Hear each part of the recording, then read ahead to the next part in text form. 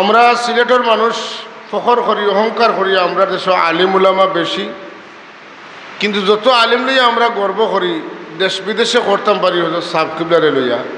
কারণ তাই যে পরিশীলিত জ্ঞান আমরা দিয়া গেছেন, যে পিউরিফাই জ্ঞান আমরা দিয়া গেছেন, যে সহি আকিদ আমরা দিয়া গেছেন, কোরআনে কারিমের যে সহি তালিম দিয়া গেছেন, তরিকার বুজুর্গ হল যারা আসলা সালাসিলে তৈবার বুজুর্গ হলের কাছ থেকে তাই যে দীক্ষা গ্রহণ করছিল, এই দীক্ষার ফলে তাই আমরারে যে আখলাক শিক্ষা দিয়া গেছেন, সেই শিক্ষা আমরা তার কাছ থেকে পাইয়া আমরা তার কাছে চিরঋণী হয়ে গেছি।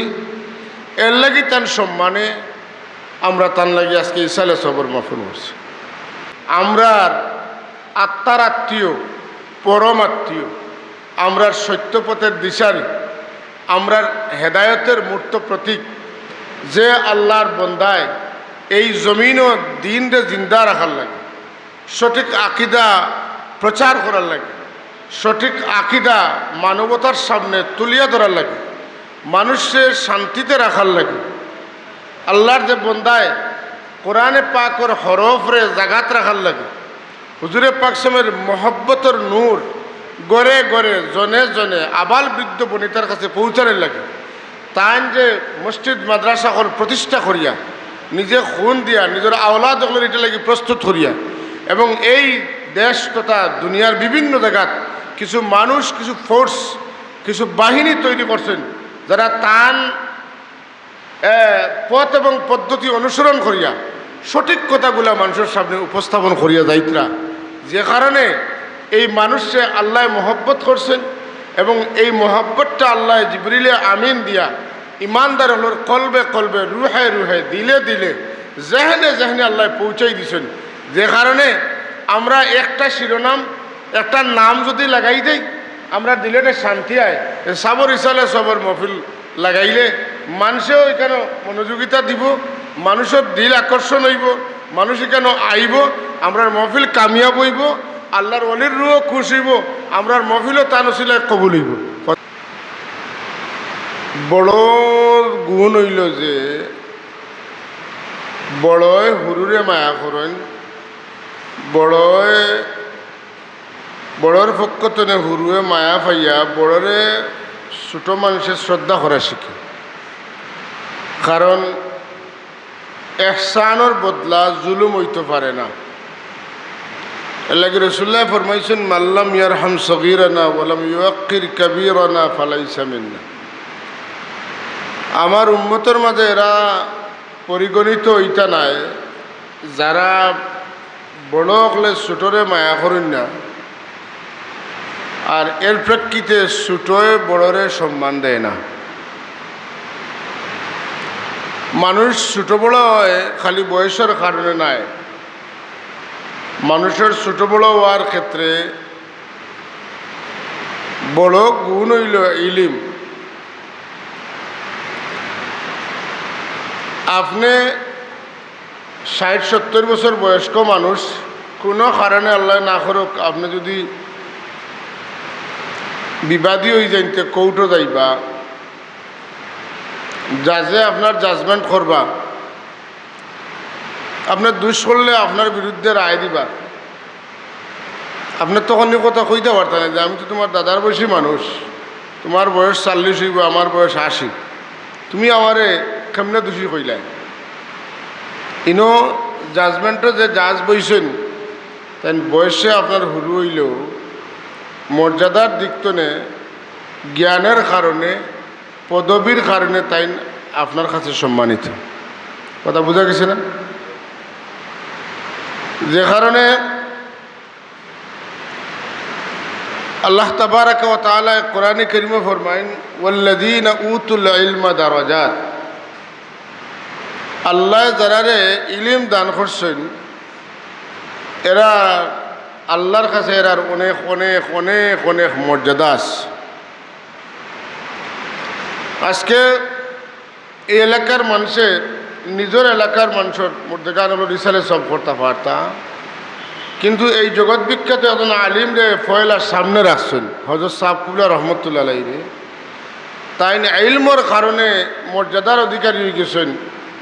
তান ছেলে নাতিনুসার মধ্যে বাবা এবং দাদার সীমাবদ্ধ নয়, বরং তাইন এই দেশবাসীর লাগি, এই মুসলমান হলর লাগি রহমত হিসাবে তান্ডে মানুষের গণে।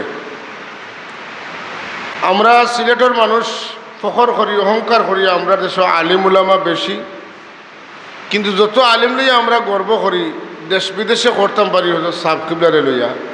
কারণ তাইন যে পরিশীলিত জ্ঞান আমরা দিয়া গেছেন, যে পিউরিফাই জ্ঞান আমরা দিয়া গেছেন, যে সহি আকিদ আমরা দিয়া গেছেন, কোরআনে কারিমের যে সহি তালিম দিয়া গেছেন, তরিকার বুজুর্গ হল যারা আসলাম সালাসিলে তৈবার বুজুর্গ হলের কাছ থেকে তাই যে দীক্ষা গ্রহণ করছিলা, এই দীক্ষার ফলে তাই আমরারে যে আখলাক শিক্ষা দিয়া গেছেন, সেই শিক্ষা আমরা তার কাছ থেকে পাইয়া আমরা তার কাছে চিরঋণী হয়ে গেছি।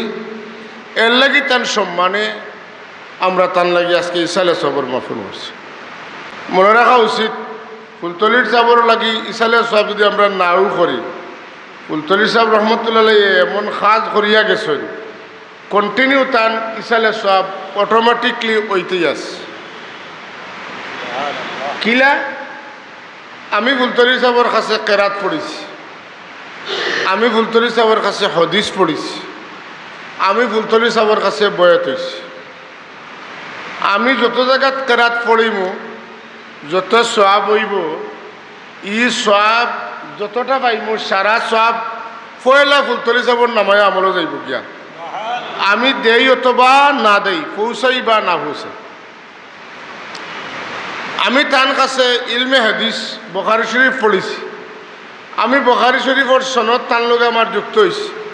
আমি জীবনভর যত হাদিস পড়াইয়া যত সওয়াব পাইব, আমি সওয়াব না দিলেও তার নামায় আমলে সওয়াব পৌঁছিব।